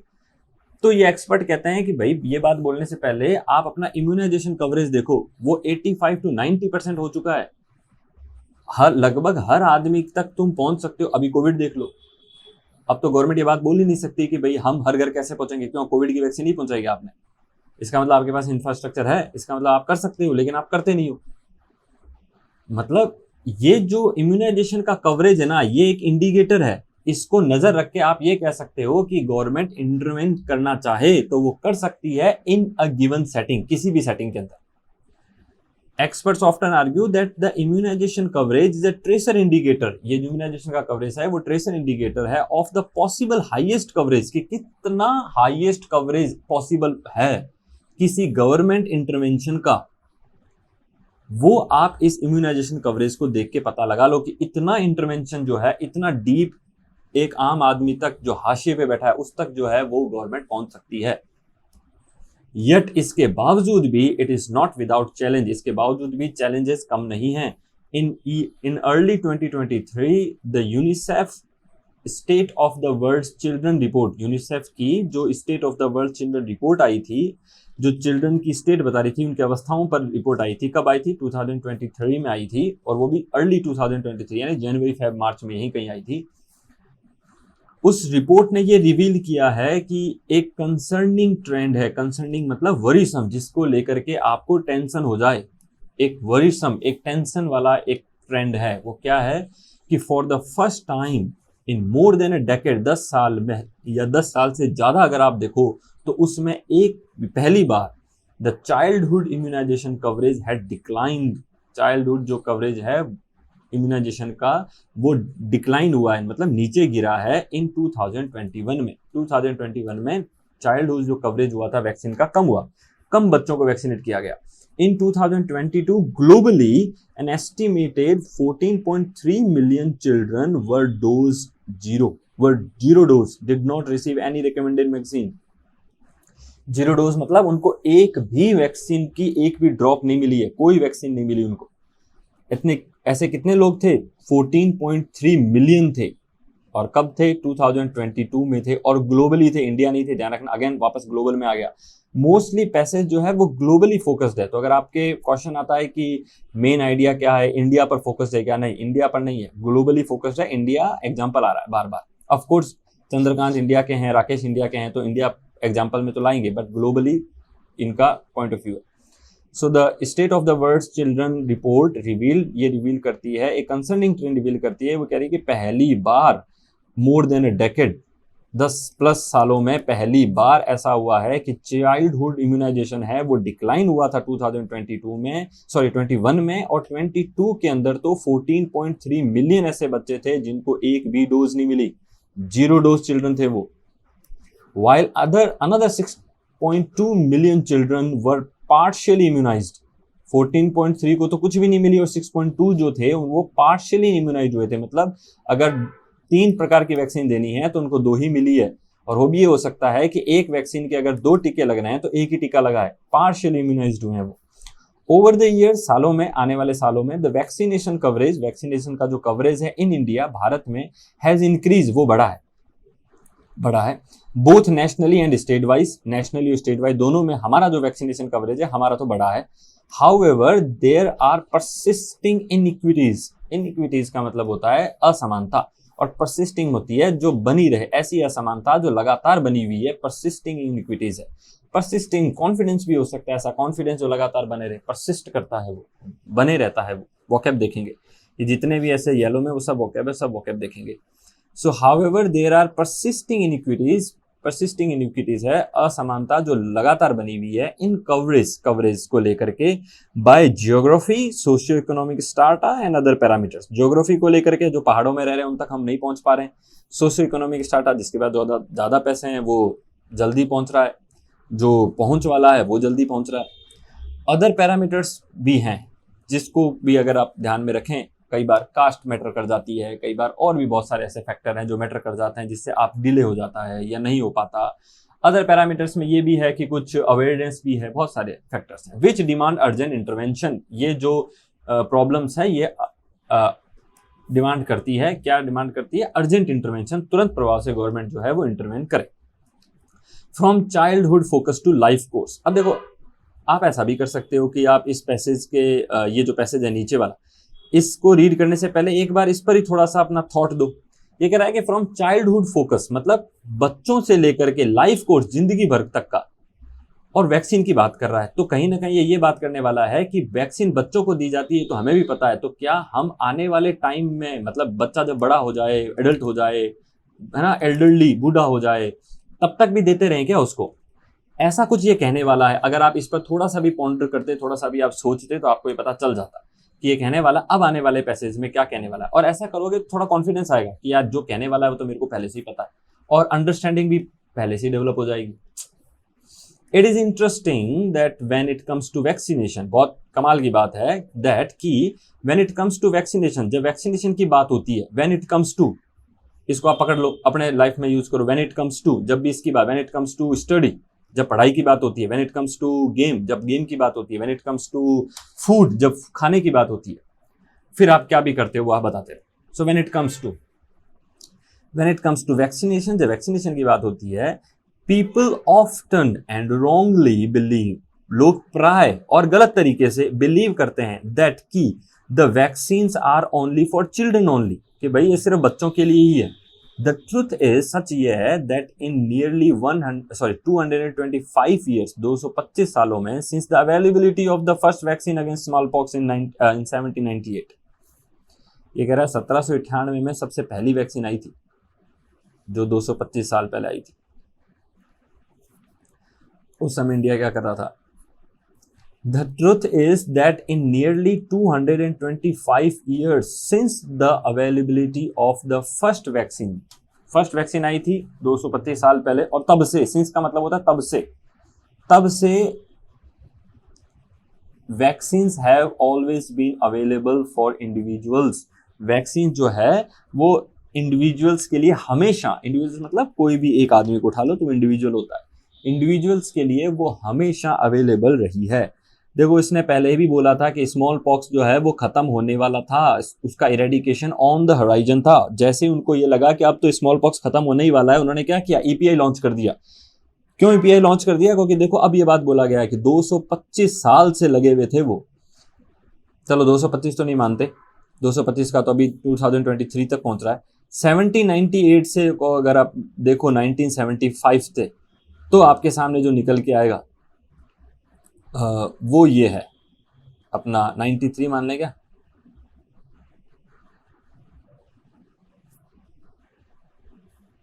मैथ में बहुत कमजोर हूँ।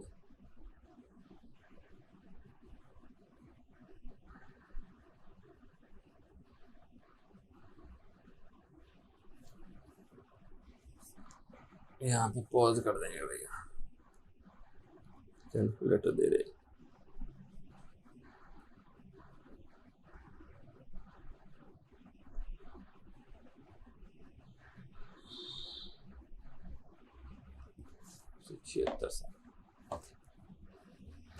तो देखो इसने ये कहा है कि the truth is that in nearly 225 years, ये तो अब देखो ये कह रहा है 1798 में स्मॉल पॉक्स के खिलाफ वैक्सीन आई थी और 1974 में इन्होंने 74-75 में इन्होंने जो है वो ईपीआई को लॉन्च करने की सोची थी। और इसने पहले ही बोला था कि स्मॉल पॉक्स जो है वो है ऑन द होराइजन, खत्म होने ही वाला है। और 170 प्लस साल हो रहे हैं, 170 प्लस ईयर्स हो रहे हैं, तो 170 ईयर्स आपने काम किया तो अब तो खत्म होने ही वाला होगा। तो 170 प्लस काम करोगे तो सोचो इंफ्रास्ट्रक्चर कितना डेवलप हो जाएगा, लोग वर्क फोर्स कितना तैयार हो जाएगा, और फिर उसका यूटिलाइज तो करोगे, उसको लेवरेज तो करोगे। यही वो बात वहां पे पहले बोल रहा था। दोबारा आप इसको पैराग्राफ को रीड करोगे, पूरे कंप्लीट आर्टिकल को, आपको बहुत अच्छे से बहुत बातें समझ में आएगी। The truth is that in nearly 225 years, लगभग 225 साल में, since the availability of the first vaccine against smallpox in 1978, vaccines have always been available, vaccine हमेशा अवेलेबल थी इंडिविजुअल्स के लिए ऑफ ऑल एज ग्रुप, कोई भी एज हो, चाइल्डहुड हो चाहे एडल्ट हो, सबके लिए वैक्सीन थी, including adults. The first anti-rabies vaccine, cholera and typhoid vaccines developed between 1880s to mid 1890s. पहली एंटी वैक्सीन जो आई थी रेबीज की, एंटी रेबीज की जो वैक्सीन आई थी, कोलेरा की, टाइफॉइड की जो वैक्सीन आई थी, जो कब डेवलप हुई थी 1880s और 1890 के बीच में, वर्क प्राइमरली फॉर एडल्ट्स, वो एडल्ट्स के लिए थी, क्योंकि अपन भी यही मानते हैं वैक्सीन तो बच्चों के लिए लगेगी, लेकिन ये कह रहा है कि पहली जो आई थी वो तो एडल्ट के लिए थी। The first vaccine ever developed in any part of world against plague, वो भी कब हुई थी? 1897, was from India, वो इंडिया से थी। कमाल की बात बोली है इसने, सीधा सीधा नहीं बोल रहा है। ये कह रहा है कि फर्स्ट वैक्सीन एवर डेवलप्ड, पहली वैक्सीन कहीं भी डेवलप हुई थी in any part of world, और वो फर्स्ट वैक्सीन किसकी? अगेंस्ट प्लेग की, और वो कहाँ हुई थी? इंडिया में हुई थी। And meant for individuals across all age group, कि जो अभी बहुत अच्छा क्वेश्चन बन सकता है, पहली वैक्सीन कहाँ आई थी प्लेग की? इंडिया में आई थी। कब आई थी? 1897 में आई थी। और वो किसके लिए थी? वो इंडिविजुअल्स, उन इंडिविजुअल्स के लिए थी, अक्रॉस ऑल एज ग्रुप, सभी के लिए, चाहे वो चाइल्डहुड मतलब चिल्ड्रन हो और एडल्ट्स हो। द बीसीजी वैक्सीन जो है वो बैसिलस है, बैसिलस कैलमेट-गुएरिन इसका फुल फॉर्म है। और ये बीसीजी वैक्सीन जो थी वो अगेंस्ट ट्यूबरक्लोसिस के लिए थी, टीबी के लिए थी। ये इंट्रोड्यूस हुई थी, was first introduce in a nation wide campaign in 1951। इसको इंट्रोड्यूस किया गया था नेशन वाइड कैंपेन, पूरे देश भर के अंदर, इन 1951 में। And was also administered to the adult population, और ये एडमिनिस्टर मतलब आप वैक्सीन देना एडमिनिस्टर हो गया, उसके अंदर चली गई ना, एडमिनिस्टर हो गया। एडमिनिस्टर मतलब अंदर, वैक्सीन का एडमिनिस्ट्रेशन का मतलब हो गया वैक्सीन को देना, administer to the adult population, और अडल्ट पॉपुलेशन को वैक्सीन दी गई। Influenza vaccines have always been administered to adults, influenza vaccine हमेशा हैव ऑलवेज बीन एडमिनिस्टर्ड, वो हमेशा दी जाती है, हैव कर रखा है, अभी भी दी जाती है टू एडल्ट्स को। पहली वाली तो वॉज कर रहा था, यहाँ तो कह रहा था was from India and introduce to nationwide, लेकिन अभी वाली जो ये बता रहा है वो कह रहा है have always been administered to adults, अभी भी adults को दी जाती है, and children alike, दोनों को साथ साथ में। Like this history clearly illustrates, ये जो अभी तक इसने पूरा बताया ना 1880 90s में आया था, तब भी किसको दे रहे थे, प्राइमरली फॉर अडल्ट्स थी उस समय। उसके बाद BCG आया, ये भी दी गई थी एडल्ट पॉपुलेशन को। उसके बाद इन्फ्लुएंजा की वैक्सीन आई, ये चिल्ड्रन और एडल्ट दोनों को दी जाती है। और ये कंप्लीट जो हिस्ट्री है, ये हिस्ट्री क्लियरली इलस्ट्रेट करती है, क्लियरली बताती है that vaccines have always been intended, vaccine हमेशा किस इंटेंशन के साथ रही गई, for individuals of all age group, सारे एज ग्रुप के इंडिविजुअल्स के लिए उनको डेवलप किया गया, यही इंटेंशन रहा है। हाउएवर, हालांकि considering that children are most vulnerable, हालांकि ये सोचते हुए, ये कंसीडर करते हुए कि बच्चे जो हैं वो सबसे ज्यादा वल्नरेबल हैं, जिनको सबसे ज्यादा नुकसान पहुंचता है वो वल्नरेबल होता है, तो बच्चे सबसे ज्यादा वल्नरेबल हैं फ्रॉम वैक्सीन प्रिवेंटेबल डिजीजेस, उन डिजीजेस के को लेकर के ये वल्नरेबल हैं जो वैक्सीन से रोकी जा सकती है। They have rightly been prioritised for vaccination, they कौन आ रहा है, बच्चे जो हैं वो प्रायोरिटाइज की गई वैक्सीनेशन के लिए, उनको सबसे पहले प्रायोरिटी दी गई, बच्चों को सबसे ज्यादा प्रायोरिटी दी गई। क्या सोचते हुए कि बच्चों को जल्दी हो जाती है, बच्चों को नुकसान हो जाता है, तो पहले उनको दे दो। पहले उनको दे दो का मतलब ये नहीं है कि उन्हीं को देना है, धीरे धीरे लोगों का मिसकंसेप्शन बन गया कि भैया सिर्फ उन्हीं को देना, नहीं। अ फ्यू डेकेड्स अगो, कुछ सालों या कुछ डेकेड्स आ रहा है तो फिर यहाँ पे शताब्दी हो गई, कुछ शताब्दियों पहले, the supply of vaccines was limited, vaccine का जो सप्लाई क्या था, लिमिटेड था। वॉज किसके लिए आ रहा है, वैक्सीन के लिए, सप्लाई जो है वैक्सीन का लिमिटेड था। And the financial resources and trained workforce that governments had were scarce, financial resources, पैसे का जो रिसोर्सेज था, एंड ट्रेन्ड वर्कफोर्स मतलब सीखे सिखाए लोग जो थे, दैट गवर्नमेंट्स हैड, जो गवर्नमेंट रख सकती थी, सीखे सिखाए लोग, और रिसोर्सेज, फाइनेंशियल रिसोर्सेज जो गवर्नमेंट रख सकती थी वो स्कार्स थे, स्कार्स मतलब कम, वो बहुत कम थे। इसलिए भाई कम थे, ना तो पैसा ज्यादा था गवर्नमेंट के पास, ना ट्रेन वर्कफोर्स था, लोग इतने ट्रेन नहीं थे, नर्सेज इतनी नहीं थी, डॉक्टर्स इतने नहीं थे, तो क्या किया गया, इसलिए vaccines were aimed to be delivered, vaccines क्या की गई, ये एम किया गया कि देखो बी डिलीवर्ड पैसिव आ रहा है, बी के साथ वर्ब की तरफ पैसिव है, पैसिव मतलब सब्जेक्ट करता नहीं है, सब्जेक्ट पर कोई काम होगा, पैसिव यही होता है, सब्जेक्ट पर कोई काम होता है। वैक्सीन्स जो है वो डिलीवर की गई, इसलिए vaccines were aimed to be delivered, vaccines जो है वो डिलीवर की गई to the population groups which would benefit from them the most, उन लोगों को दिया गया, उस पॉपुलेशन की ग्रुप को दिया गया, उन लोगों के ग्रुप को दिया गया जिनको सबसे ज्यादा फायदा होगा। वो कौन से थे, बच्चे, क्योंकि उनको दे दोगे तो वो मतलब समझ रहे हो, वो जो कोविड में बात हो रही थी कि भाई कुछ कॉमेडियन थे, उन्होंने इस पे कॉमेडी भी करी थी कि किसी बूढ़े आदमी को देने से बढ़िया मुझे दो ना, ये तो कल चला जाएगा, वो वाली बात यहाँ पर है। काफी कॉमेडियंस हैं, उन्होंने इस पर जोक्स कर रहे हैं कोविड के टाइम पे, वैसे सेम यही बात हो गई कि भाई चिल्ड्रन को दो, कम से कम आगे टाइम तक रहेंगे। हाउएवर, हालांकि इन द लास्ट 5 डेकेड्स, कुछ पिछले जो 5 जो यानी कि 50 साल हो गए, however in the last 5 decades, पिछले 50 साल में थिंग्स हैव चेंज, चीजें बदली है फॉर द बेटर, अच्छे के लिए। विद इंक्रीज्ड वैक्सीन कवरेज, ज्यादा जो वैक्सीन कवरेज हुआ है, बढ़े हुए वैक्सीन कवरेज के साथ, विद आ रहा है, बढ़े हुए वैक्सीन कवरेज के साथ, children are better protected, children जो है वो अच्छे से प्रोटेक्ट हुए हैं। हाउएवर, हालांकि diseases that are preventable with vaccines, वो बीमारियां जो वैक्सीन के साथ रोकी जा सकती है, preventable with vaccines, are increasingly becoming common in the adult population, वो बीमारियां अब एडल्ट पॉपुलेशन में बहुत ज्यादा कॉमन हो रही है, जो कि वैक्सीन से बची जा सकती है या खत्म की जा सकती है।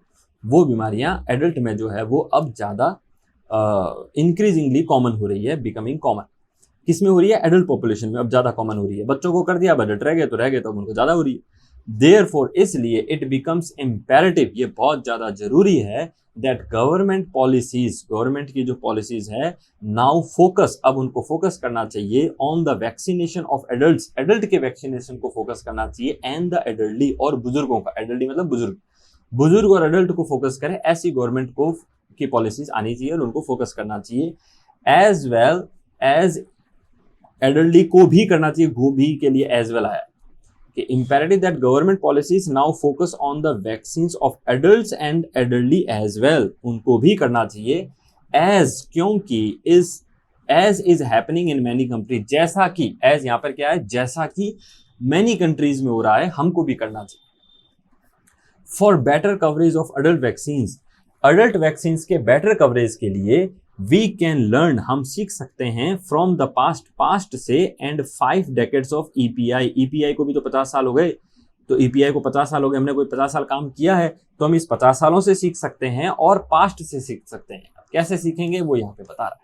ये कह रहा है कि पहला, first, there are initial policies, first there are some initial policy and technical discussions, कुछ इनिशियल पॉलिसी बनती है, कुछ टेक्निकल डिस्कशंस होते हैं कि भाई कैसे करेंगे क्या नहीं करेंगे, रिगार्डिंग एक्सपेंडिंग इम्यूनाइजेशन कवरेज, तो इम्यूनाइजेशन कवरेज को बढ़ाने के लिए आ रहा है, रिगार्डिंग बढ़ाने के लिए आप टेक्निकल डिस्कशंस करो, इनिशियल पॉलिसी बनाओ, और वो कवरेज किसको करना है, इन एडिशनल पॉपुलेशन को, एडिशनल पॉपुलेशन जो है उनको, तो एडिशनल पॉपुलेशन में आप कवरेज को बढ़ाना चाहते हो, किसके कवरेज को, एक्सपेंडिंग इम्यूनाइजेशन कवरेज को, उसको बढ़ाने के लिए, और आप उसके लिए क्या करोगे, टेक्निकल डिस्कशन करो और इनिशियल पॉलिसी। तो इस टाइप का एक तरीका होता है कि पहले आप पॉलिसी बनाते हो, फिर आप टेक्निकल डिस्कशन करते हो। हाउएवर, हालांकि the Indian government needs, Indian government को जरूरत है टू कंसीडर, ये कंसीडर करने की, to consider providing recommended vaccines for a wider section of adults and elderly population. Indian government needs to consider करना है providing recommended vaccines की, जो वैक्सीन्स है, recommended vaccines जो है वो provide करना है, उसको consider करना है, कितनी दें, किसको दें, कब दें, recommended vaccines for a wider section of adults, बहुत बड़ा सेक्शन है एडल्ट का, and elderly population का। तो अपन मानते हैं कि इंडिया जो है वो यंग पॉपुलेशन है, लेकिन अभी भी हमारे पास है ना, अपने पास तो 1 अरब लोग हैं यार, तो उसमें अगर आप कैलकुलेट करोगे तो आपको बहुत बड़ी पॉपुलेशन एडल्ट की और एल्डरली को मिलेगी जिनको आपको वैक्सीन देना है, इसलिए उसको कंसीडर करना जरूरी है। Considering that vaccines are highly cost effective, highly cost effective है, ये बात हो चुकी है कि भाई अगर आप 1 रुपये खर्च करते हो वैक्सीन पे और 1 रुपये लगाते हो मार्केट में, तो वैक्सीन पर आपको खर्च किया हुआ बहुत ज़्यादा, आपको है ना 7 to 11 फोल्ड इतना गुना रिटर्न देगा, तो हाईली कॉस्ट इफेक्टिव है। Once recommended by the national technical advisory group on immunisation, NTAGI, हर कोई वैक्सीन नहीं करनी है, वही कॉस्ट इफेक्टिव हो रही है जो रेकमेंड कर रहा है NTAGI, उसी को ही आपको देना है। Vaccines for all age groups should be made available as free at the government facilities। तो ये कह रहा है कंसीडरिंग, ये ध्यान में रखते हुए कि वैक्सीन्स जो है वो हाईली कॉस्ट इफेक्टिव है, वैक्सीन्स को आप अवेलेबल करो, फ्री में अवेलेबल करो सारी गवर्नमेंट फैसिलिटीज में, सारे एज ग्रुप के लिए। गवर्नमेंट फैसिलिटीज मतलब हॉस्पिटल, जो सामुदायिक भवन होते हैं वो, है ना, और भी गवर्नमेंट के अपने जितने भी पंचायत लेवल पे स्टार्ट होते हैं, वो सारे वहाँ पर जो है वो आप गवर्नमेंट फैसिलिटीज जितनी भी है वहाँ पर वैक्सीन को अवेलेबल करो, लेकिन वही once recommended by the NTAGI, सारी नहीं करनी है जो वो कर दे। ऐसे कल को कोई कुछ कह देगा वैक्सीन बना दी, तो ऐसे नहीं गवर्नमेंट के यहाँ लगा दो सबको, नहीं, ऐसे नहीं। सेकेंड, दूसरी बात, the NTAGI in India which provides recommendations, वो प्रोवाइड करती है, रिकमेंडेशन करती है on the use of vaccine, vaccine के यूज का रिकमेंडेशन कौन करता है, NTAGI करती है। Should start providing recommendations on the use of vaccines in adults and the elderly. ये कह रहा है कि जो NTAGI इंडिया है जो कि रेकमेंड करती है, रिकमेंडेशंस देती है, किस चीज का रिकमेंडेशन देती है, किस चीज को रेकमेंड करती है कि भाई वैक्सीन जो है उसका यूज जो है वो स्टार्ट कर दो, उसको अब स्टार्ट कर देना चाहिए। NTAGI को क्या कर देना चाहिए, NTAGI in India should start, उसको अब स्टार्ट कर देना चाहिए, वही रिकमेंडेशन देना, लेकिन अब किसके लिए, एडल्ट और एल्डरली के लिए। वी नीड टू रिमेंबर, हमें याद रखना चाहिए that once a vaccine is recommended by the government body, एक बार रेकमेंड हो गई गवर्नमेंट बॉडी से, the coverage is likely to be far greater than if the vaccines are not recommended by the government. एक vaccine जो government ने recommend करी, एक वैक्सीन जिसको गवर्नमेंट ने रेकमेंड नहीं किया, तो जिसको गवर्नमेंट ने रेकमेंड किया है उसका कवरेज बहुत जल्दी और बहुत वास्ट होगा और बहुत बड़ा होगा, बजाय उसके जिसको गवर्नमेंट ने रेकमेंड नहीं किया। तो लोग डरेंगे, लोग कहेंगे कि यार अभी पता नहीं है इसका सही है कि नहीं है। भाई गवर्नमेंट कहे कि भाई तुम अपने हिसाब से देख लो, अगर तुम्हें सूट करता है तो कर लो, क्योंकि WHO ने तो कह दिया, USA में तो होता है, यूके में भी होता है, तो अगर आपको लगाना है तो लगा लो। तो उन वैक्सीन पर लोग इतना ज्यादा भरोसा नहीं करेंगे जितना NTGA कह देगा, गवर्नमेंट कह देगा। गवर्नमेंट ने अगर एक बार कह दिया ना कि हाँ ये वैक्सीन लगा दो, मोदी ने कह दिया तो लगा लो, तो फिर सब लगा लेंगे। वही बात यहाँ पर है। Second, the NTAGI in India which provides recommendation, वो रिकमेंडेशन प्रोवाइड करता है on the use of vaccine, vaccine के यूज के लिए। उसको शुड स्टार्ट, उसको अब स्टार्ट कर देना चाहिए, वही रिकमेंडेशन देना। प्रोवाइडिंग, स्टार्ट क्या करना है, वही रिकमेंडेशन देना ऑन द यूज ऑफ, देखो सेम बात कह रहा है, provide recommendation on the use of vaccine, वही रिकमेंडेशन कर देनी है। लेकिन इस बार किसके लिए देनी है, एडल्ट के लिए और एल्डरली के लिए देनी है। और हमें ये वी नीड टू रिमेंबर, हमें ये याद रखना चाहिए, हमें का मतलब गवर्नमेंट को ही कह रहा है, वी नीड टू रिमेंबर, हमें ये याद रखना चाहिए कि once a vaccine is recommended by the government body, एक बार गवर्नमेंट बॉडी से रिकमेंड हो गई, कवरेज जो है वो likely to be far greater, बहुत ज्यादा होगा, बजाय उसके कंपैरेटिव कर रहा है, than if the vaccine are not recommended by the government, अगर वैक्सीन जो है वो रिकमेंड नहीं हुई है गवर्नमेंट से, तो उसका कम होगा, उसका ज्यादा होगा। तीसरी बात ये, third, the prevailing myth, prevailing मतलब फैलता हुआ, प्रिवेलिंग मिथ्स एंड मिसकंसेप्शंस। क्या मिसकंसेप्शन, मिथ्स तो आपको पता है जो सुपरस्टिशन हो सकते हैं या ऐसी बातें जो अपन मानते हैं कि ऐसी सच है लेकिन वो सच होती नहीं। जैसे अपन कहें चमगादड़ के आंखें नहीं होती, bats are no devoid of eyes, ऐसा नहीं है, उनकी होती है। और भी मिसकंसेप्शन अपने बहुत सारे होते हैं। तो वो मिसकंसेप्शन जो मिथ्स होता है उनको कह रहा है कि ये जो प्रिवेलिंग, क्योंकि वैक्सीन को लेके प्रिवेलिंग मिथ्स तो अपने कोविड में भी आया था, मिसकंसेप्शन हुआ था, तो वैक्सीन को लेके आई जाता कि एक बार ले लोगे तो उसके बाद कभी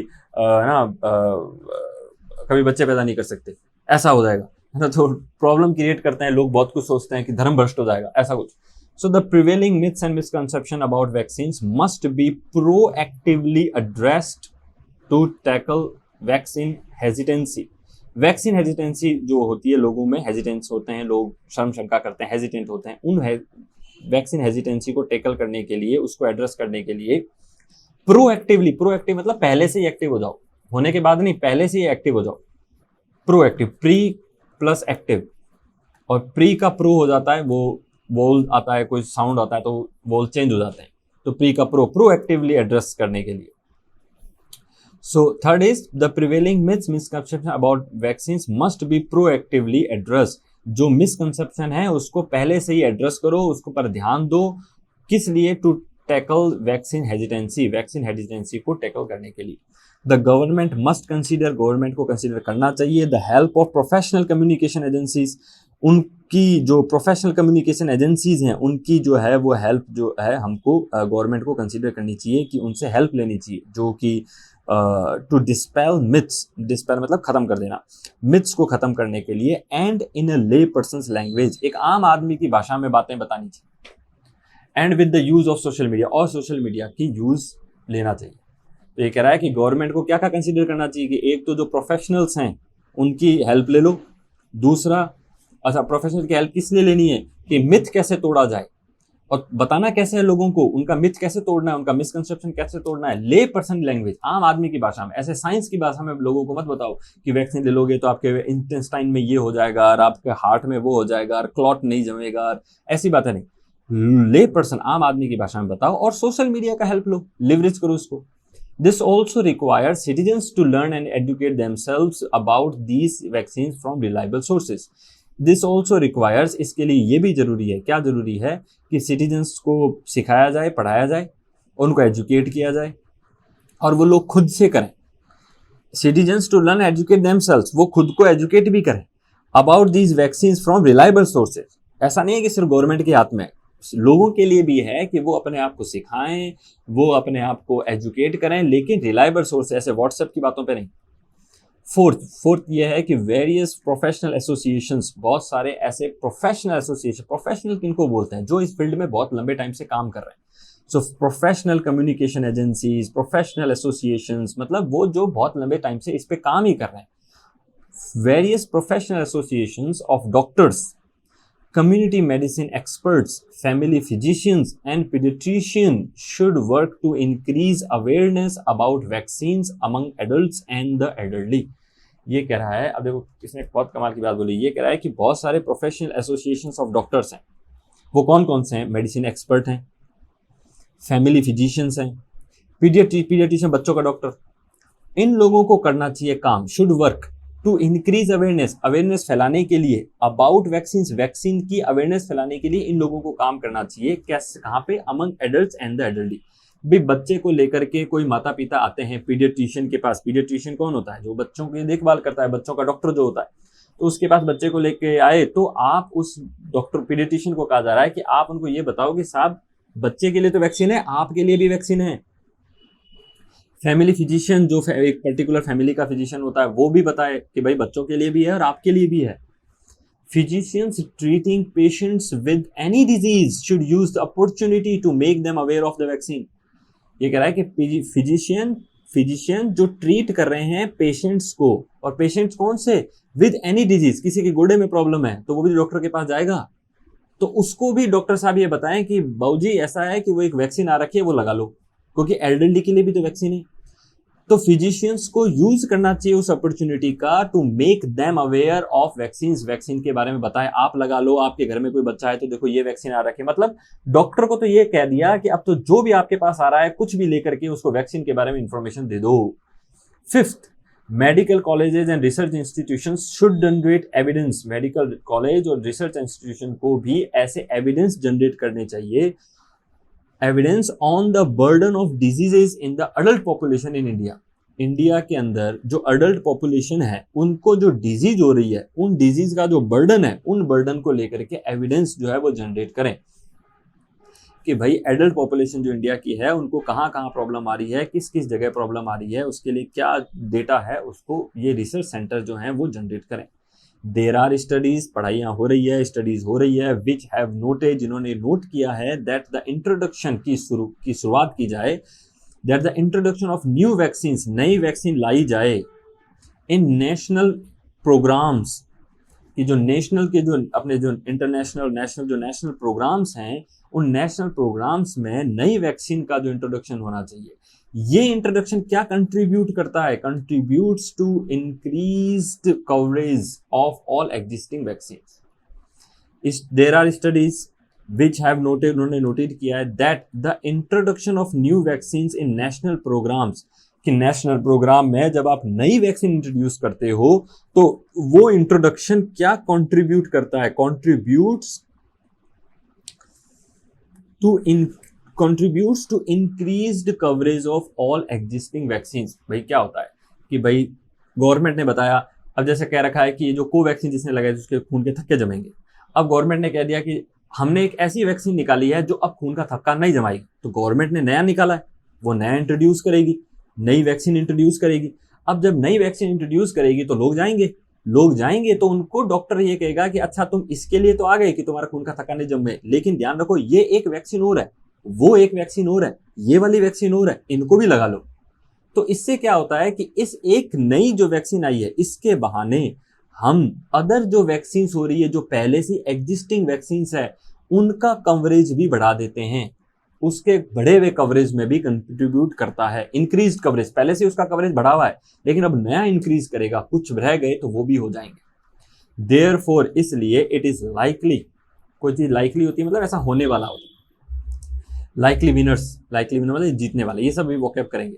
देयरफॉर इट इज लाइकली, ये लाइकली है that expanding coverage of vaccine का जो कवरेज है वो एक्सपेंड किया जाए, बढ़ाया जाए, और that expanding coverage of vaccine for adults, की वैक्सीन का जो कवरेज है उसको जो बढ़ाते हैं अपन, उसका जो बढ़ाना है, and the elderly may result in improved coverage with childhood vaccine and reduced vaccine inequities. मतलब घूम फिरा के उसने इसी बात को वापस बता दिया कि जब आपके पास कोई पेशेंट आता है तो वो पेशेंट को आप सब इन्फॉर्मेशन दे दो। अगर वो बूढ़ा है तो उसको कह दो कि देखो तुम्हारे लिए भी ये है वैक्सीन, और तुम्हारे घर में कोई छोटा बच्चा है तो उसके लिए भी ये वैक्सीन है।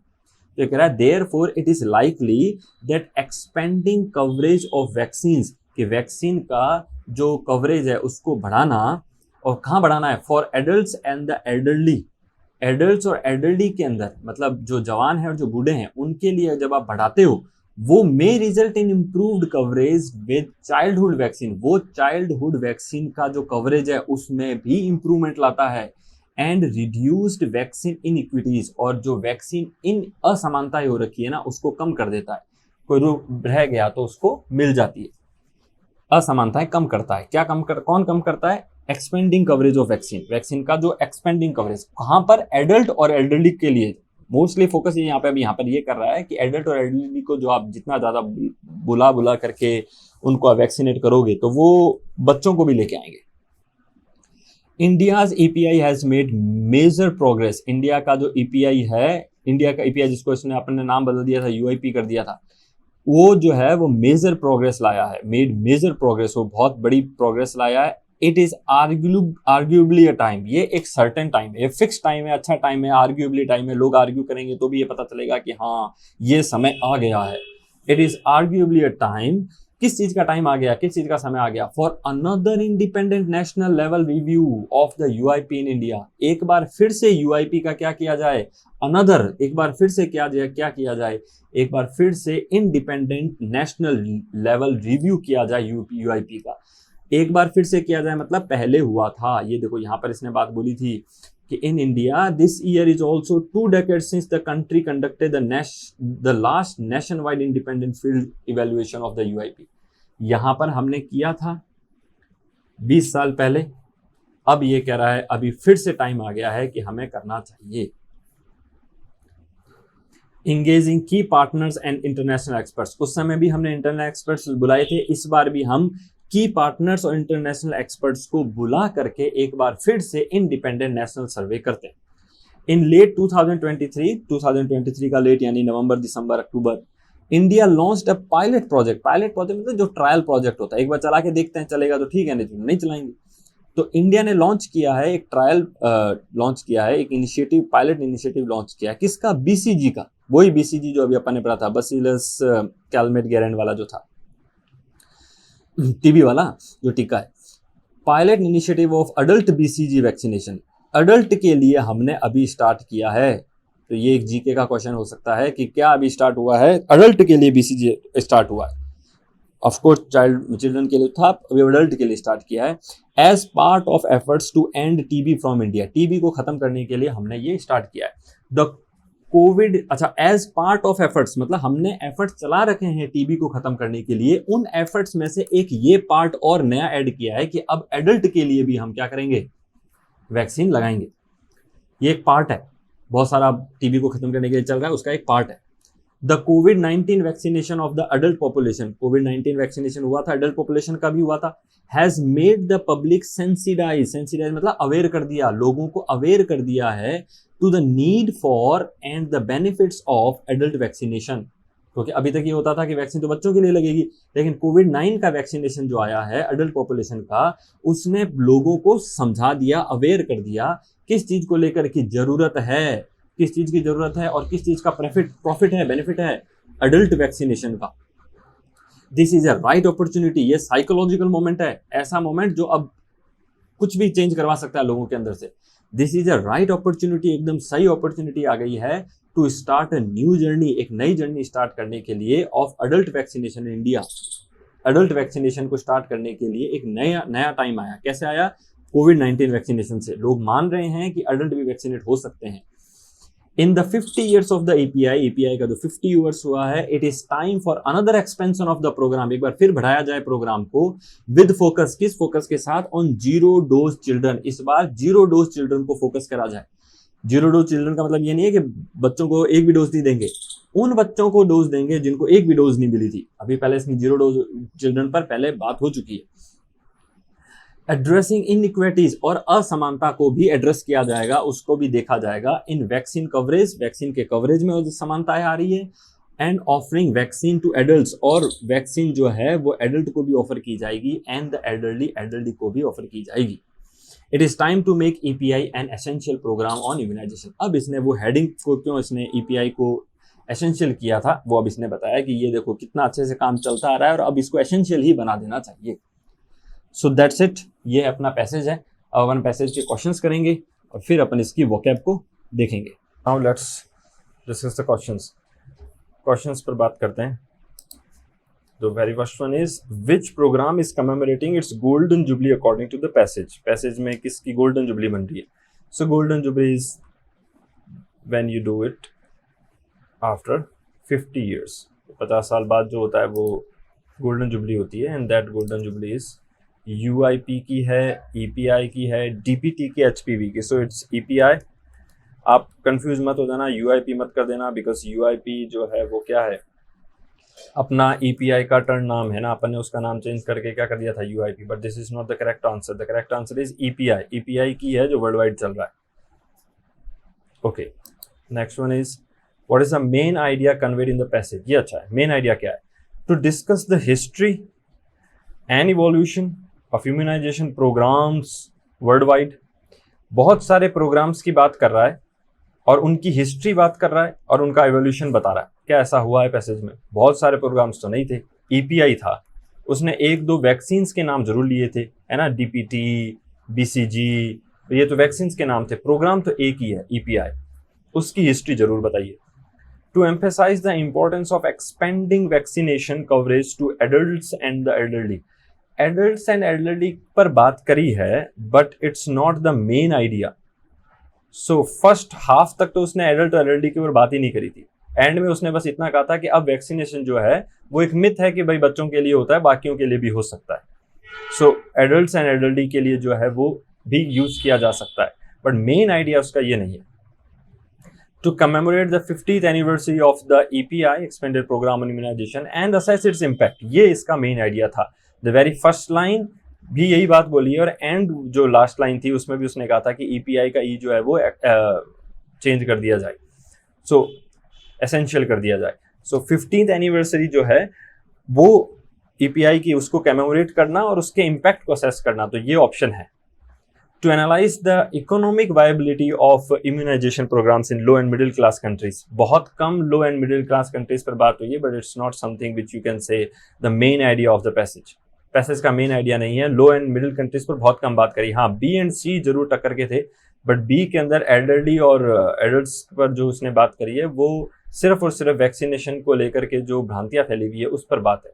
मेन आइडिया इसका जो था वो EPI था और उसके इम्पैक्ट पर बात करना था। Next one is, what is the tone of the passage? Passage की टोन क्या है? सो इंफॉर्मेटिव है, ऑफ कोर्स इंफॉर्मेशन है, बट क्रिटिकल नहीं है, क्रिटिकल नहीं हुआ है। रिफ्लेक्टिव है, हाँ हिस्ट्री पर गया है। रिफ्लेक्टिव मतलब आप पास्ट की बात करने लग जाते हो, पास्ट से चलते हुए आते हो, हिस्ट्री पर है। इन्फॉर्मेटिव तो है, इन्फॉर्मेशन तो ये दे रहा है। बायस्ड एंड आयरॉनिक नहीं, बायस नहीं है, बायस किसी चीज को लेकर नहीं है, आयरॉनिक भी नहीं, कहीं आयरनी नहीं है, सैटिरिकल कोई सटायर नहीं कर रहा है, कहीं बायस नहीं है, तो ये ऑप्शन तो वैसे डिपो है। इन्फॉर्मेटिव था बट क्रिटिकल नहीं हुआ था, तो क्रिटिकल छोड़ो, बचा कौन सा? Reflective and informative. रिफ्लेक्टिव है, पास्ट की बात कर रहा है, पास्ट में चला जाता है, रिफ्लेक्टिव हो जाता है। देन इन्फॉर्मेटिव है, इन्फॉर्मेशन तो दे ही रहा है। अब अपन इसकी वोकैब पर डिस्कस करेंगे। कुछ वर्ड्स थे जिन पर अपन बात कर सकते हैं, and let's go to those words. Immunise करना, वैक्सीनेट करना, इनोकुलेट करना, all three are almost same. Difference बस इतना सा है कि इम्यूनाइज में आप इम्यूनिटी बढ़ाते हो, तो मोस्टली आप इसमें इम्यूनिटी को बढ़ाना, इसको फोकस करते हो। वैक्सीनेशन में आप वैक्सीनेट मीन्स आप इंजेक्शन देते हो और वो वैक्सीनेट होता है पर्सन। आप ये कह सकते हो कि वैक्सीनेट करके आपने इम्यूनाइज कर दिया, लगभग दोनों रिप्लेस कर सकते हैं एक दूसरे को। बट ये जो वर्ड है इनोकुलेट, ये सेम है, इसमें भी आप इंजेक्शन ही देते हो, इसमें भी आप जो डिजीज है उसका माइल्ड फॉर्म जो है या एंटीजन जो है वो आप पर्सन के अंदर एडमिनिस्टर करते हो। बट ये mostly for the study, study के पर्पज में ही यूज किया जाता है।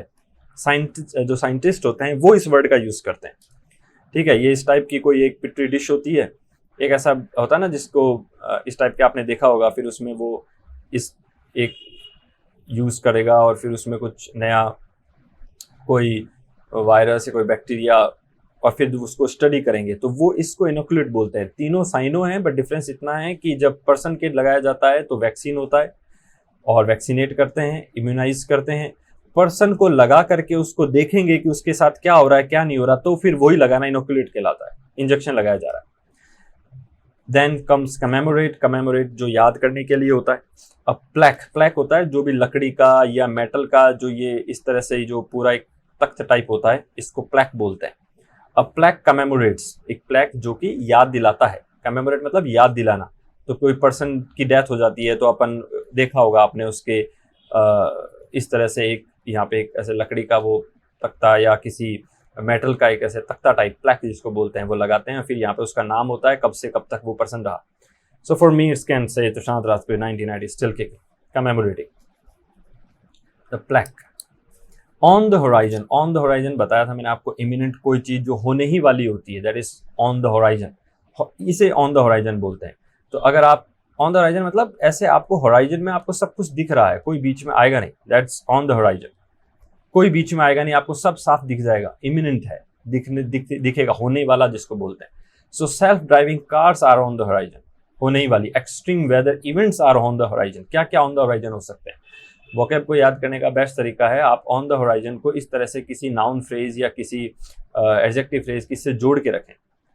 सो ऑन द होराइजन क्या है, सेल्फ ड्राइविंग कार्स हैं। ऑन द होराइजन क्या है, एक्सट्रीम वेदर इवेंट्स हैं, एक्सट्रीम वेदर इवेंट्स हो रहे हैं, अपन को पता है एनवायरमेंटल चेंजेस आ रहे हैं, so they are on the horizon. Leverage का मतलब टू यूटिलाइज करना, फायदा उठाना, किसी का जितना ज्यादा हो सके उसका फायदा उठाना, है ना। नेगेटिव वर्ड नहीं है, भरपूर लाभ लेना, यूं ले लो, भरपूर लाभ लेना, भरपूर लाभ लेना। सो आप एग्जिस्टिंग इंफ्रास्ट्रक्चर को लिवरेज कर सकते हो। कोई कहे कि भाई गवर्नमेंट कह दे कि हमारे पास तो इतना तरीका ही नहीं है, हमारे पास इतना इंफ्रास्ट्रक्चर नहीं है, तो आप कह सकते हो कि जो एग्जिस्टिंग इंफ्रास्ट्रक्चर है उसका लिवरेज ले लो, जो है आपके पास उसका ही फायदा ले लो, उसी से आपको जो कुछ भी नया करना है कर दो। कोई कहे मैं बिजनेस करना चाहता हूँ, then you can say you can leverage social media, social media का फायदा लो। कोई कहे मैं इन्फ्लुएंसर बनना चाहता हूँ, सोशल मीडिया का लिवरेज करो। कोई कहे जैसे एजुकेशन सेक्टर है वो किसका लिवरेज ले रहा है, वो टेक्नोलॉजी का लिवरेज ले रहा है। आजकल एजुकेशन सेक्टर आप देख लो, डिजिटल बोर्ड आ रहे हैं और किस तरह से सेटअप, नया टेक्नोलॉजी से आप नया सेटअप तैयार करते हो, एंड देन हाँ बहुत सारे स्टूडेंट्स को आप एक ही जगह रह के पढ़ा सकते हो। सो दैट इज टेक्नोलॉजी का लिवरेज ले लो, फायदा उठाओ। सोशल मीडिया का लिवरेज लो, फायदा उठाओ। कॉन्टेक्स्ट आप क्रिएट करें और उसमें इनको यूज करें, इन वर्ड्स को। सो कॉन्टेक्स्ट क्या हो सकता है, एग्जिस्टिंग इंफ्रास्ट्रक्चर का लिवरेज लो, सोशल मीडिया का एक ऐसी सिचुएशन बनाओ जहाँ सोशल मीडिया का लिवरेज लिया जाए, टेक्नोलॉजी का लिवरेज लिया जाए, है ना। आप कह सकते हो अपने फ्रेंड्स को कि भाई सब्जी नहीं है तो जो सब्जी है उसका लिवरेज लो, उसी को यूटिलाइज करो, उसी का फायदा उठाओ। आज कोई बाहर से खाना आया तो उसका लिवरेज लो, ज्यादा रोटियां खा लो। सिचुएशन कैसी भी बनाई जा सकती है, वर्ड यूज हो सकता है। ऑपर्च्यून मीन्स फेवरेबल और सुटेबल। ऑपर्चुन मोमेंट हो सकता है फॉर इन्वेस्टमेंट, जब मार्केट बहुत हाई पीक पे जा रहा हो मार्केट, तब अपन क्या करते हैं, उस समय ही अपन इन्वेस्ट करते हैं। That time you are investing, that means you are making most of that opportune moment. ऐसा मोमेंट आया है, ऐसा फेवरेबल सुटेबल मोमेंट आया that you can invest, now you can invest and you can earn money. Envision, I told you that envision means to imagine. Envision means to imagine. Vision is a noun. Vision is a noun. And when you add en, you make that noun a verb. आप उस noun को क्या बनाते हो, verb बना देते हो। Say danger. So danger क्या, एक noun है, खतरा जिसको बोलते हैं। But the moment you add en and then you like endangered, that means खतरा, खतरे में डालना, खतरे में डालना। अब ये क्या बन गया, अब ये वर्ब बन गया। सो en लगाने के बाद वर्ब बन जाती है। So envision, to imagine. अब आप क्या इन्विजन कर सकते हो, bright future you can envision, a world where love exist that you can envision, a society where all have equal opportunities and resources that you can envision. So क्या imagine किया जा सकता है, फ्यूचर को लेकर के आप क्या विजन रख सकते हो। तो ब्राइट फ्यूचर का विजन हो सकता है, एक ऐसा वर्ड जहां पर अपॉर्चुनिटी रिसोर्सेस सेम होंगे, दैट यू कैन इन्विजन। आप अपनी नोटबुक में ऐसे ही लिख लें, अपॉर्चुन मोमेंट फॉर इन्वेस्टमेंट, जैसा लिखा हुआ है वैसा ही ले लें और सिचुएशन क्रिएट करें। ये जो bright future, world where love exist, ये सिचुएशन है where you can use this word envision. Next one is pathogen. Pathogen अपन को पता है डिजीज कॉजिंग एजेंट्स होते हैं, ऐसे जो बीमारी पैदा कर सकते हैं। पैथोजेंस बीमारी पैदा करने वाले, बैक्टीरिया होता है, वायरसेस होते हैं।